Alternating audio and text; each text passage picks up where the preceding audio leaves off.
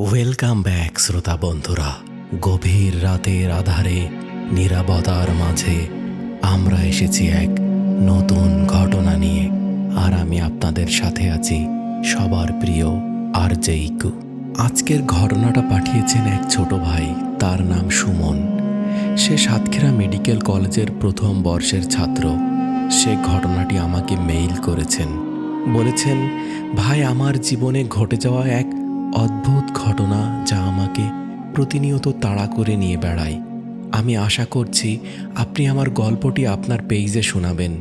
তো শ্রোতা বন্ধুরা, কথা না বাড়িয়ে চলুন সরাসরি চলে যাই মূল ঘটনায়। সুমন ভাই লিখেছেন, বিকেলের শেষ আলোটা ঝাপসা হয়ে যাচ্ছিল। সাতক্ষীরা মেডিকেল কলেজের সামনে দিয়ে হালকা বাতাস বইছে। বাতাসে কাঁচা মাছ আর ভেজা কাদার গন্ধ। সারাদিন ক্লাস শেষে মাথা ভার হয়ে আছে। এই সময়টা আমার সবচেয়ে প্রিয়। শহরটা যখন ধীরে ধীরে নিস্তব্ধ হয়ে যায় আর সূর্যের আলো মিশে যায় ঘেরের পানিতে, আমি চলে যাই সেই সাতক্ষীরার বিখ্যাত বাকাল রোডে। এই রাস্তায় হাঁটলে মনে হয় সব দুঃখ ভুলে যাওয়া যায়। রাস্তার দুপাশে শুধু ঘের, দূরে কিছু নারকেল গাছ, মাঝে মাঝে ঝোপের ফাঁকে পুরনো ঘরবাড়ি। লোকজন বলে ওখানে আগে এক বন্যায় অনেক মানুষ মারা গিয়েছিল। এখন কেউ নাকি ওদিকে খুব একটা থাকতে চায় না। সুমন যদিও এসব বিশ্বাস করতো না, ও একদিনও বাদ দিত না ঘেরের পাশে বাকাল রোডে হাঁটতে যাওয়া। ঠিক তেমনি এক বিকেলে প্রথম সুমনের সাথে দেখা হয় নিরন্তনা নামের এক মেয়ের। সুমন দূর থেকে দেখল রাস্তার শেষ মাথায় একটা বিশাল শিমুল গাছের নিচে একটা মেয়ে বসে আছে। চারপাশে কেউ নেই। মেয়েটার পরনে সাদা শাড়ি, চুলগুলো ভেজা, মুখটা একদম অদ্ভুত শান্ত। সুমনের মনে হলো মেয়েটা হয়তো রাস্তা পার হওয়ার জন্য অপেক্ষা করছে। সুমন ধীর গতিতে এগিয়ে গেল আর মেয়েটিকে বলল, আপনি এখানে একা? কিছু হয়েছে? মেয়েটি তাকালো, তারপর হাসলো আর বলল, না, আমি এখানেই থাকি। সুমন কিছুটা অবাক হয়ে, এখানেই মানে?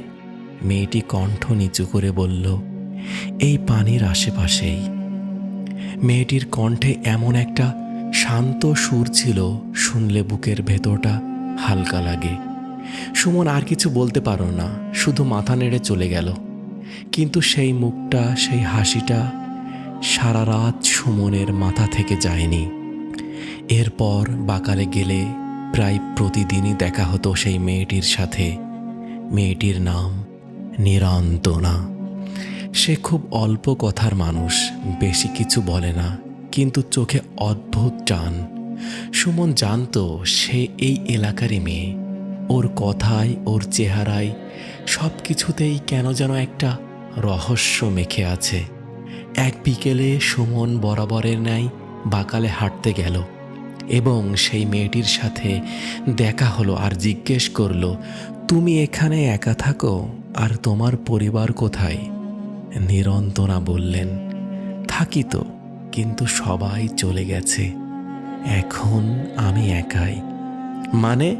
যারা চলে গেছে তারা তো আর ফিরে আসে না। আমি তো আসতেই পারিনি।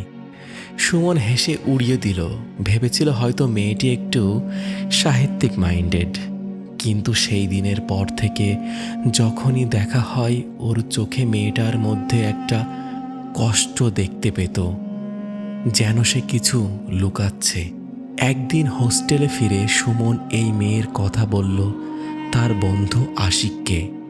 আশিক প্রথমে হেসে বলল, বাপু, মেডিকেলে আসার পরেই প্রেম? ভাগ্য তো তোমার ভালোই। সুমন গম্ভীরভাবে বললেন, না রে, ব্যাপারটা একটু অদ্ভুত। ও মেয়ে, আমি জানি না, কেন যেন একটু আলাদা। আশিক থেমে গেল, তারপরে বলল, তুই কি জানিস ওই শিমুল গাছটার নিচে এক সময় এক মেয়ে ডুবে মারা গেছিল? তার নামও নাকি নিরন্তনা ছিল। সুমন হেসে উড়িয়ে দিল, তুই এসব গায়ের গল্প বিশ্বাস করিস? কিন্তু মনে মনে একটু ঠান্ডা হাওয়া বয়ে গেল বুকের ভেতর দিয়ে। এর পরের কয়েক সপ্তাহে সুমনের সঙ্গে নিরন্তনার সম্পর্ক আরও ঘনিষ্ঠ হয়ে উঠল। তারা ঘেরের পাড়ে বসে ঘন্টার পর ঘন্টা কথা বলতো, গল্প করত। নিরন্তরা বলতো, জানো, পানির নিচে খুব শান্তি, একদম আওয়াজ নেই, কষ্ট নেই, শুধু নরম অন্ধকার। সুমন হেসে হেসে বলে, তুমি এসব অদ্ভুত কথা কেন বলো? নিরন্তরা বলল, কারণ আমি ওখানেই শান্তি পাই।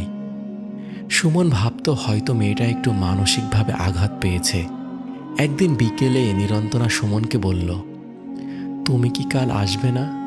কাল তো পূর্ণিমা। সুমন বলল, কেন?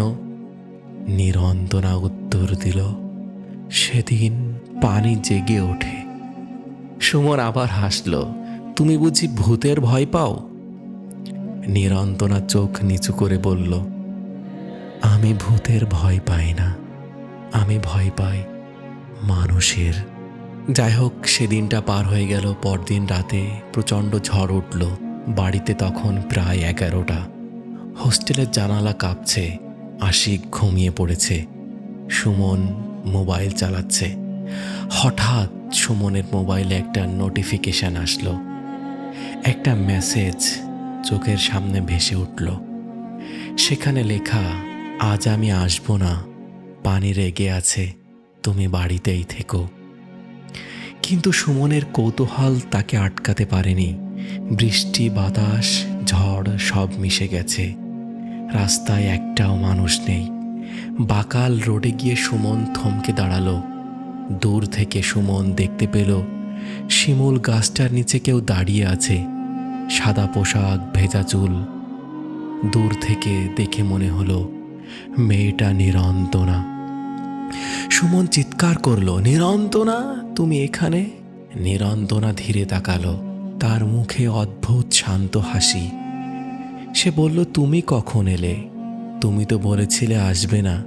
আমি বলেছিলাম, কিন্তু পানি আমাকে ডেকে এনেছে। হঠাৎ অনেক জোরে একটা বজ্রপাত হলো। আলোর ঝলকে সুমন দেখল তার শাড়ি ভিজে একদম কালো হয়ে গেছে। মাটিতে ছড়িয়ে আছে মাছের আঁশ, কাদার, কেমন যেন কাঁচা রক্তের গন্ধ। সুমন কাপা গলায় বলল, তুমি আসলে কে, নিরন্তনা? নিরন্তনা হেসে বলল, তুই জানিস না সুমন, আমি এই ঘেরের মেয়ে। আমি এখানেই থাকি, এখানেই আমার জন্ম, আর এখানেই মৃত্যু। বজ্রপাতের আলোয় দেখা গেল তার চোখ দুটো জ্বলছে। তার মুখে এক ফোঁটা কালো রক্ত গড়িয়ে পড়ছে। সুমন ভয় পেয়ে এক পা দুপা করে পেছাতে চাইল, কিন্তু নিরন্তনা এগিয়ে এলো। তার হাত ঠান্ডা বরফের মতো, অথচ শক্ত। সে ফিসফিস করে বলল, তুই আমার প্রেমিক না সুমন, তুই আমার আহার। সুমন সজোরে তার হাত ছাড়িয়ে দৌড় দিল। পেছন থেকে সেই কর্কশ কণ্ঠস্বর, পালাচ্ছিস কেন? তুই তো আমারই ছিলি। এই পানি থেকে কেউ ফেরে না রে। সুমনের চোখে তখন সব ঝাপসা। ঘেরের পানি কাঁপছে, বাতাসে কাঁচা গন্ধ। হঠাৎ সে দেখল গাছের ডালে একটা কালো ছায়া উঠে যাচ্ছে, আর নিরন্তনার শরীরটা ধীরে ধীরে সেই ছায়ার সঙ্গে মিশে যাচ্ছে। তারপর সুমনের কিছুই মনে নেই। পরদিন সকালে ঘেরের পাশে লোকজন দেখল একটা ছেলে কাদায় পড়ে আছে। তার মুখে জখম, গায়ে মাছের আঁশ, জামায় কাদা। ওই ছেলেটাই সুমন। সেদিন থেকে সুমন আর আগের মতো নেই। রাতে ঘুমোতে পারে না। কখনো বলে, ঘেরের দিক থেকে কেউ হাসে, কেউ ডাকে, ফিরে আসো সুমন। ও এখন ঢাকায় থাকে, কিন্তু সাতক্ষীরার নাম শুনলেই কেঁপে ওঠে। মাছের গন্ধ সহ্য করতে পারে না। ওর বন্ধুরা বলে, পূর্ণিমা রাতে সুমনের চোখে অদ্ভুত কষ্ট দেখা যায়। আর ও একটাই কথা বলে, ও পানি এখনো জেগে আছে, আর নিরন্তনা, সে এখনো ওখানেই আছে। বন্ধুরা, বিদায় নিচ্ছি আজকের মতো রাত আর রাইটার পেজ থেকে। ভালো থাকবেন, আর নতুন পেজ ফলো করবেন। ধন্যবাদ।